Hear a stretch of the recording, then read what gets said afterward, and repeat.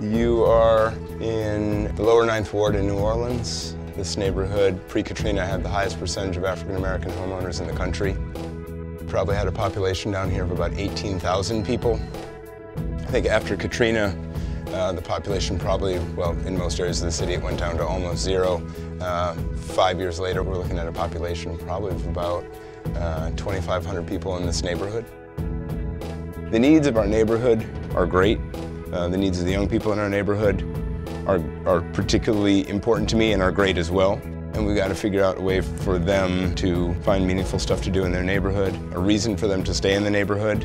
And I think a lot of that's tied to the rebuilding of the Blair Grocery building and the project overall. I think the idea to build a food security academy comes actually from Craig Blair. He was walking around inside what used to be the family grocery store, and he said, well, there's nowhere for kids to go after school or during the summer. There's really no activities for kids to engage in. There's certainly no adult supervised activities. And it just seemed like a really natural way to do a whole bunch of great education. You know, you can do the science of growing, you can do the math of landscaping and laying things out. You can talk about the social studies and the social science of food systems, why some people have and some people don't have, you know, all kinds of different things.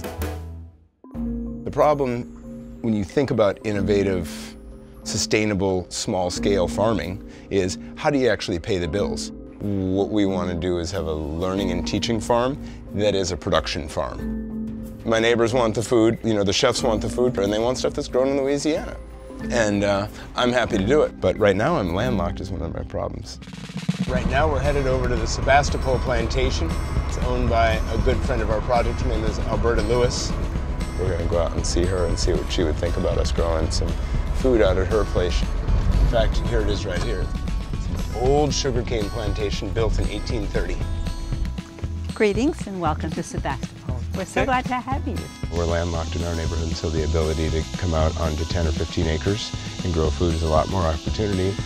When I stand out here, I see a whole bunch of empty land that could be a farm. We could grow watermelons and okra and Creole tomatoes, bell peppers, shallots, you know, make it into a farm again. Getting this property might mean the difference between nothing and something. It's a lot more food, it's a lot more sales, it's a lot more responsibility, it's a lot more motivation. Probably a lot more hope. It's a win-win as far as we can tell.